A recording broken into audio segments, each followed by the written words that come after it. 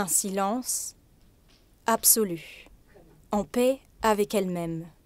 Depuis 20 ans, Kankyo médite tous les matins pendant 1h30.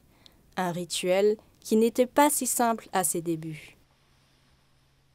Je trouvais que c'était trop long, je m'ennuyais, j'étais en colère et aussi jeune, j'avais beaucoup d'émotions perturbatrices, des angoisses, des peurs, etc.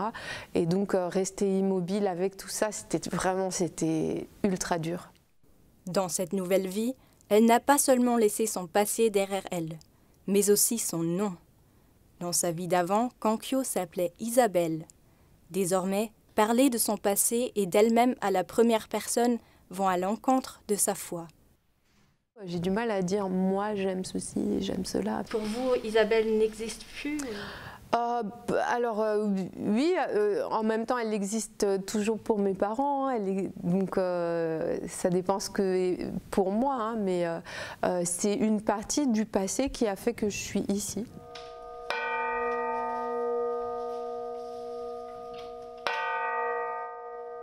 L'appel pour le repas.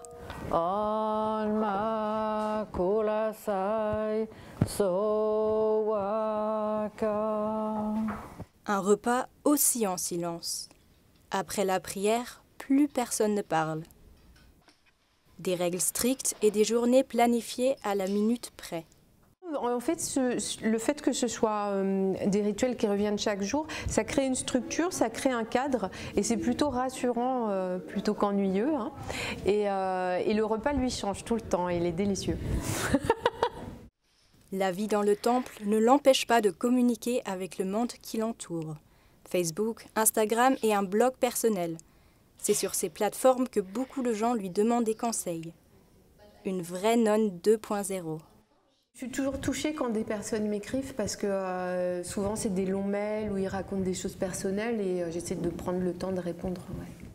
C'est sur son blog qu'elle partage des anecdotes de sa vie quotidienne. Je trouve ça important d'être en phase avec le monde moderne, c'est-à-dire avec les outils de l'époque. Bon, j'ai pas encore TikTok hein, et je pense pas que je l'aurai. Kankyo passe aussi beaucoup de temps dans la nature. Elle est responsable d'un refuge de vieux chevaux, bien loin de sa vie à Paris comme professeure de chant. Est-ce que ça vous manque pas, votre vie que vous avez eue avant? Pas du tout, non. Non, puis ça fait longtemps maintenant que je suis là, non, ça me manque pas du tout. Même pas de s'habiller autrement vous n'avez pas envie de mettre une belle robe ou...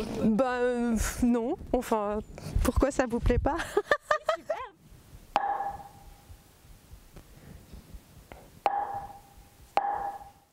Même au milieu des chevaux, dans l'écurie, le bouddhisme n'est jamais très loin. Puissent tous les êtres, sans exception, réaliser ensemble la voie du Bouddha. Maintenant, Désormais, elle vit dans le moment présent. De son passé, il ne lui reste que cette simple photo. La petite Isabelle.